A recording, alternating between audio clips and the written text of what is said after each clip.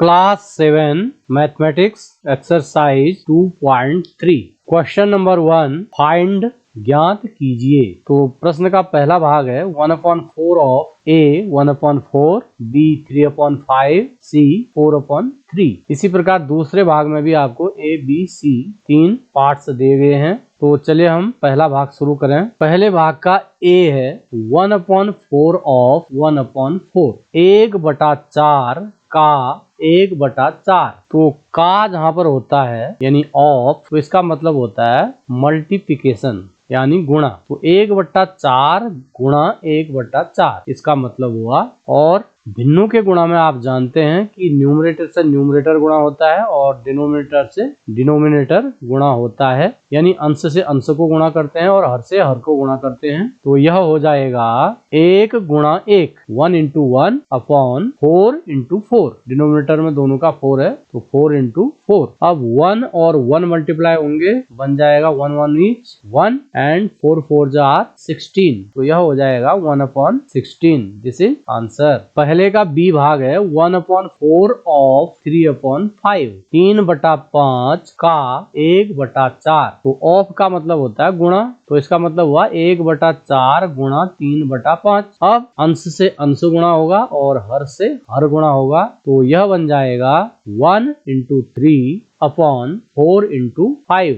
1 और 3 मल्टीप्लाई होगा तो बन जाएगा 3 एंड 4 और 5 मल्टीप्लाई होके बन जाएगा 20। तो आंसर आ जाएगा 3/20। सी 1/4 ऑफ 4/3 4/3 का 1/4। तो न्यूमरेटर से न्यूमरेटर और डिनोमिनेटर से डिनोमिनेटर हम मल्टीप्लाई करेंगे तो यह बनेगा 1 into 4 अपॉन 4 into 3। अब यहाँ पर देखिए 4 और 4 कैंसिल हो जाएंगे तो बच जाएगा 1/3। This is answer. तो प्रश्न का जो दूसरा भाग है उसमें भी 3 भाग आपको दिए गए हैं। तो दूसरे का पहला भाग है 1/7 ऑफ 2/9 2/9 का 1/7। तो का या ऑफ का मतलब गुणा होता है, तो यह हो जाएगा 1/7 गुणा 2/9। तो न्यूमरेटर से न्यूमरेटर और डिनोमिनेटर से डिनोमिनेटर मल्टीप्लाई होगा तो हो जाएगा 1 into 2 अपॉन 7 into 9। 1 into 2 बनेगा 2, 7 into 9 63। तो यह आ जाएगा 2/63। This is answer. B 1/7 of 6/5 6/5 का 1/7। तो numerator and numerator denominator and denominator multiply होंगे तो हो जाएगा 1 into 6 अपॉन 7 into 5।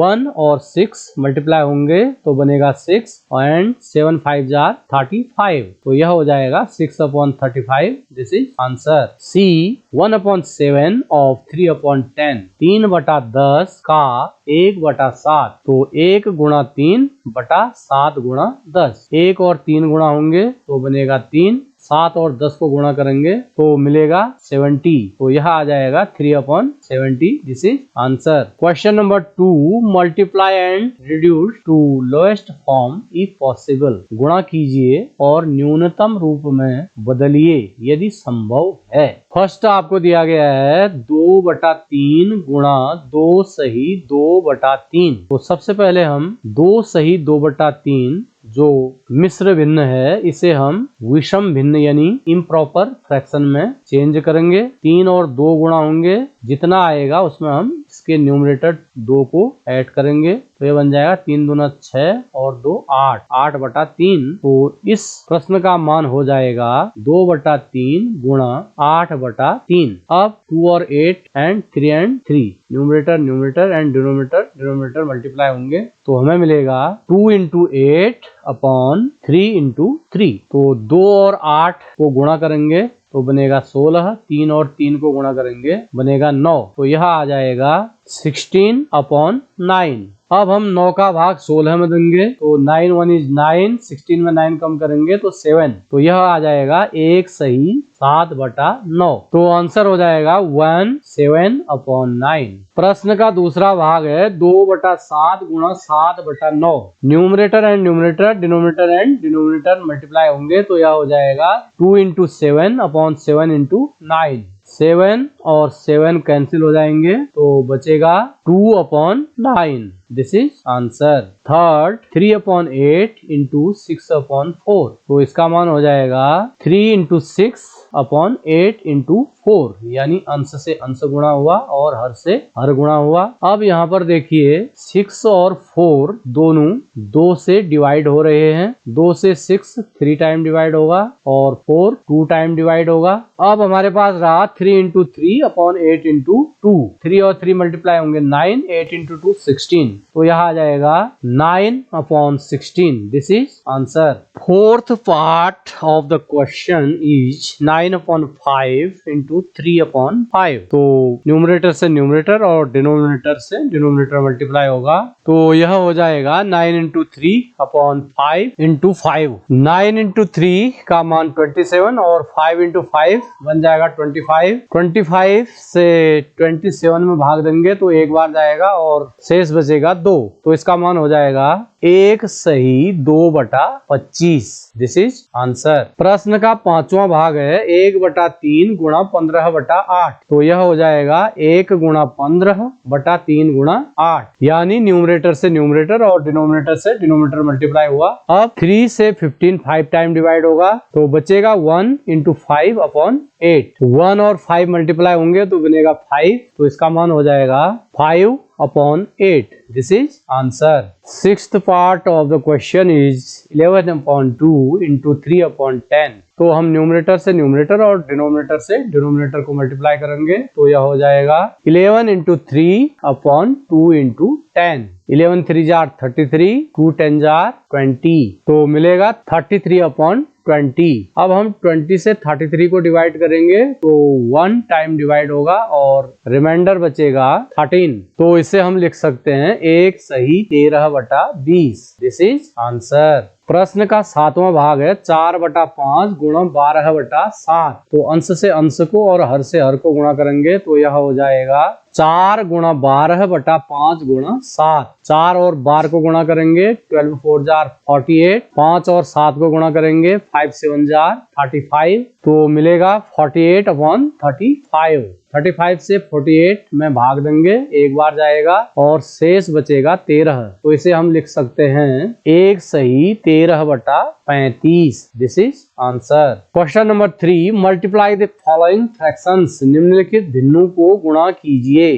पहला भाग है 2/5 गुणा 5 सही 1/4, तो सबसे पहले हम मिक्स्ड फ्रैक्शन को इम्प्रॉपर फ्रैक्शन में चेंज करेंगे, यानी मिश्र भिन्न को विषम भिन्न में बदलेंगे। तो इसके लिए हम 4 और 5 को गुणा करेंगे, जितना आएगा उसमें 1 को जोड़ेंगे, तो 4 5 जार 20, 20 में 1 ऐड करेंगे 21, तो यह बन जाएगा 21/4, तो इसके स्थान पर हम लिखेंगे 21/4, तो हमें प्राप्त होगा 2/5 इंटू 21/4। अब न्यूमरेटर से न्यूमरेटर और डिनोमिनेटर से डिनोमिनेटर मल्टीप्लाई होगा, तो बनेगा 2 इंटू 21/5 इंटू 4। 2 से 4 डिवाइड हो जाएगा कितने टाइम? 2 टाइम, तो ऊपर बचेगा 21 और नीचे बचेगा 2 इंटू 5 यानी 10, तो आ जाएगा 21/10। 10 से 21 में भाग देंगे तो 2 बार भाग जाएगा और शेष बचेगा 1, तो इसे हम लिख सकते हैं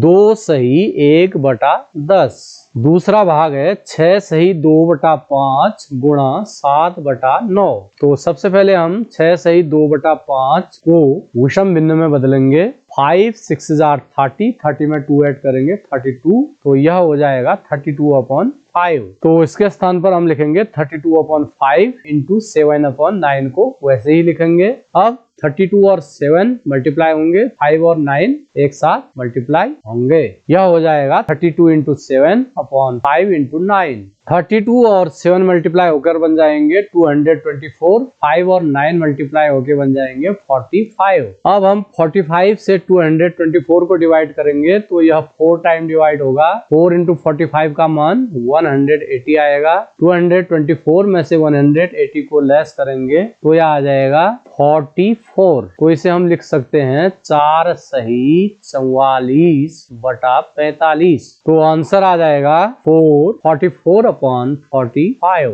third part of the question is 3/2 into 5 1/3। 3/2 गुणा 5 सही 1/3। तो 5 सही 1/3 को हम विषम भिन्न में चेंज करेंगे। तो प्रश्न का मान हो जाएगा 3/2 गुणा 3 5 जार 15, 15 में 1 ऐड करेंगे 16/3। अब 3 और 16 यानी न्यूमरेटर और न्यूमरेटर मल्टीप्लाई होंगे। इसी प्रकार 2 और 3 डिनोमिनेटर से डिनोमिनेटर को मल्टीप्लाई करेंगे तो यह हो जाएगा 3 × 16/2 × 3। 3 से 3 कैंसिल हो जाएगा और 2 से 16 डिवाइड होगा 8 टाइम। तो आंसर आ जाएगा 8। चौथा भाग है 5/6 गुणा 2 सही 3/7। तो 2 सही 3/7 को आप विषम भिन्न में बदलेंगे तो 7 दूना 14, 14 में 3 जोड़ेंगे 17। तो यह हो जाएगा 17/7। तो हम लिखेंगे 5/6 गुणा 17/7। अब 5 और 17 6 और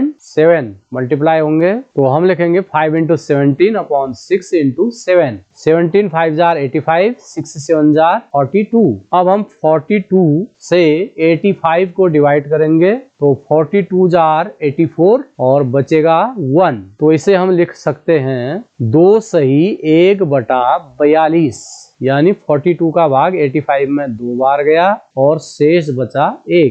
तो आंसर आ गया 2 1/42। प्रश्न का पांचवा भाग है 3 सही 2/5 गुणा 4/7। 3 सही 2/5 को मिश्र भिन्न में बदलेंगे तो प्रश्न का मान हो जाएगा 17/5 × 4/7 यानी 5 3 जार 15, 15 + 2 17। तो यह आ गया 17/5। 4/7 को हमने वैसे ही लिखा। अब 17 और 4 तथा 5 और 7 मल्टीप्लाई होंगे। यह बन जाएगा 17 × 4/5 × 7। 17 4 जार 68, 5 7 जार 35। तो यह बन गया 68/35। अब 35 का भाग हम 68 में देंगे तो एक बार जाएगा और बचेगा 33। तो इसे हम लिख सकते हैं 1 सही 33/35 133/35।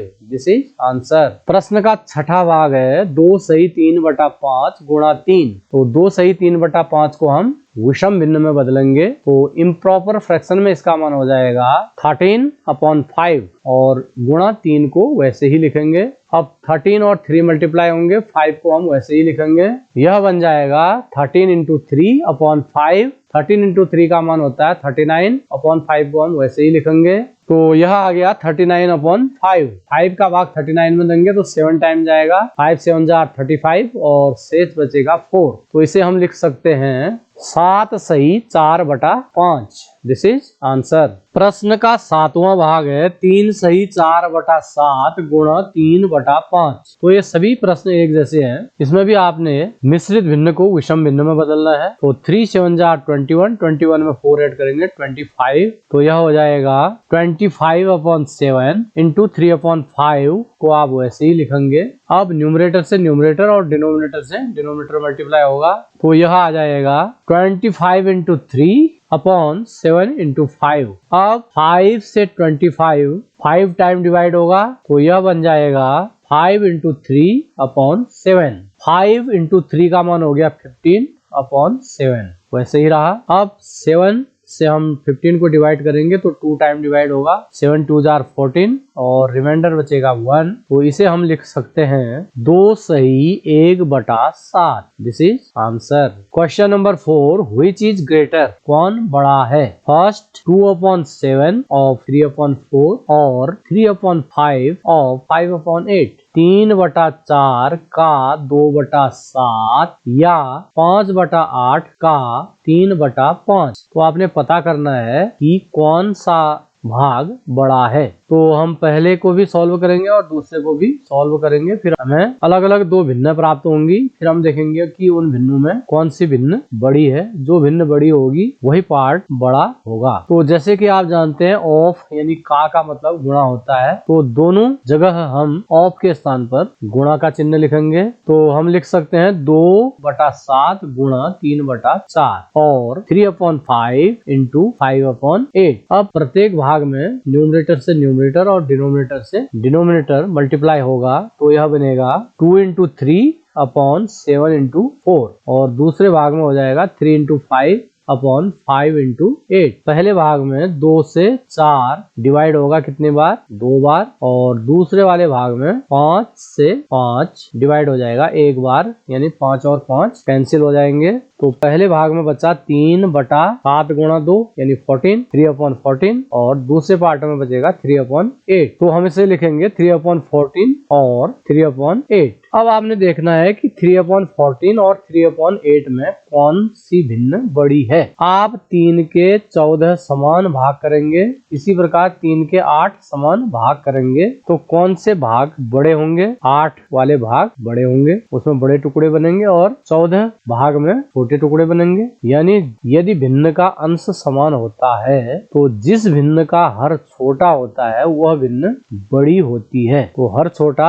8 है, तो 3/8 भिन्न बड़ी होगी। अब 3/8 भिन्न कहाँ से हमको प्राप्त हुई है? 3/8 हमें प्राप्त हुआ है 5/8 का 3/5 से। तो इसका मतलब हुआ कि जो दूसरा वाला भाग है यह भाग बड़ा होगा। तो हम लिखेंगे चूंकि 3/14 छोटा है 3/8 से, 3/14 इज लेस देन 3/8, इसलिए 5/8 का 3/5 भाग बड़ा होगा। Therefore 3/5 of 5/8 is greater। इसी प्रकार दूसरा भाग आपको दिया गया है 1/2 of 6/7 और 2/3 of 3/7। 6/7 का 1/2 अथवा 3/7 का 2/3। तो सबसे पहले हम ऑफ की जगह पर गुणा का चिन्ह बनाएंगे, तो यह हो जाएगा 1/2 गुणा 6/7 और दूसरा हो जाएगा 2/3 गुणा 3/7। अब अंश से अंश गुणा होगा और हर से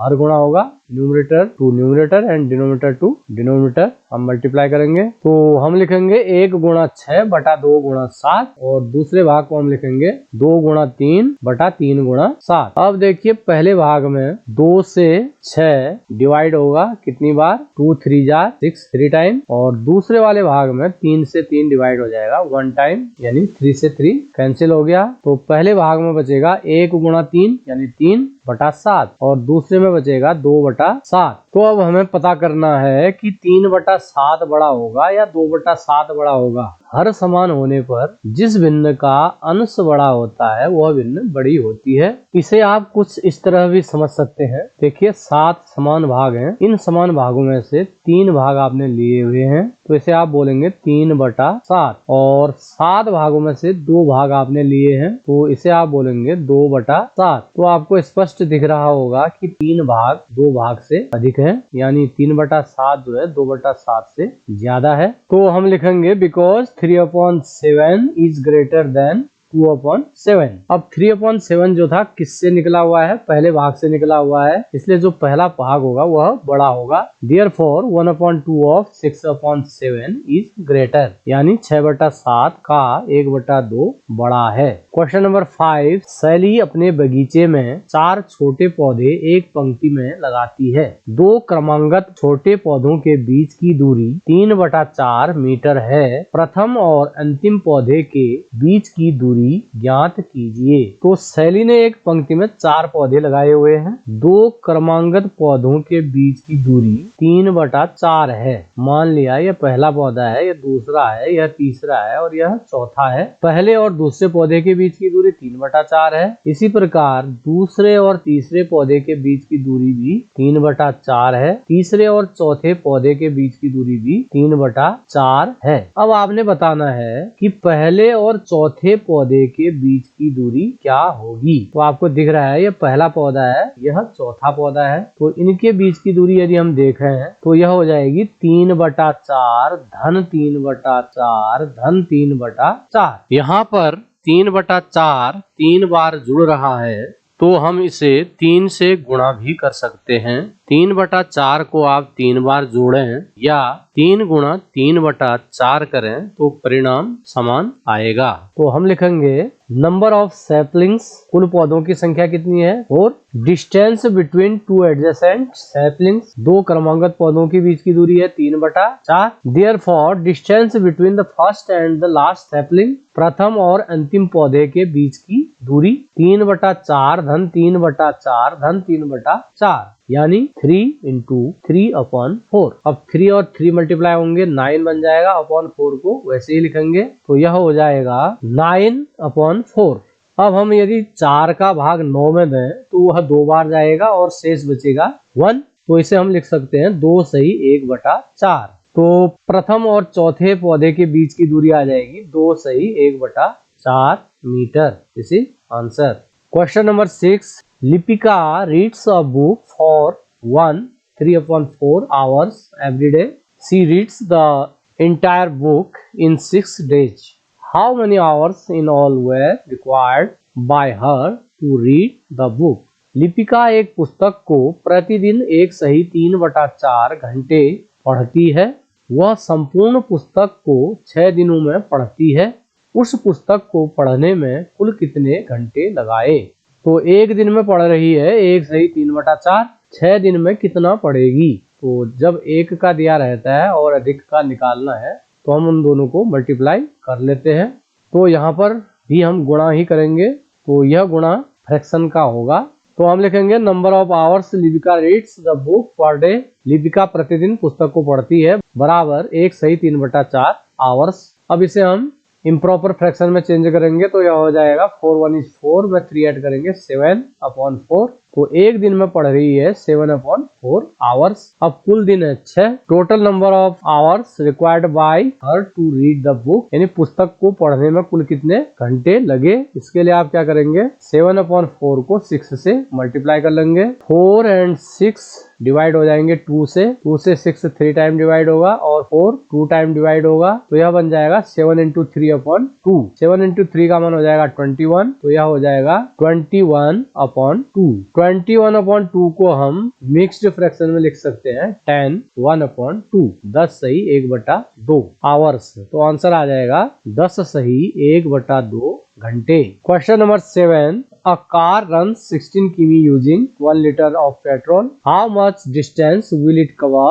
using 3/4 liters of petrol? एक कार 1 लीटर पेट्रोल में 16 किमी दौड़ती है। 2 सही 3/4 लीटर पेट्रोल में यह कार कुल कितनी दूरी तय करेगी? तो 1 लीटर का आपको दिया गया है, 2 सही 3/4 लीटर पेट्रोल से कितना दूरी तय करेगी यह आपने निकालना है। तो 1 का दिया है, अधिक का ज्ञात करना है, तो इसके लिए आप क्या करते हैं मल्टीप्लिकेशन करते हैं। तो distance cover by the car using 1 litre petrol, 1 litre petrol से दूरी तय करती है बराबर 16 kilometre. Therefore, distance traveled from 3/4 petrol, 2 सही 3/4 लीटर पेट्रोल से तय दूरी, यह हो जाएगी 16 × 2 3/4। अब 2 3/4 को हम इम्प्रॉपर फ्रैक्शन में चेंज करेंगे तो यह हो जाएगा 4 दूना 8, 8 में 3 जोड़ोगे 11/4। तो आप लिखेंगे 16 × 11/4, 4 से 16 डिवाइड हो जाएगा 4 टाइम, तो बचेगा 4 × 11, 4 × 11 का मान हो जाएगा 44। तो आंसर आ जाएगा 44 किलोमीटर।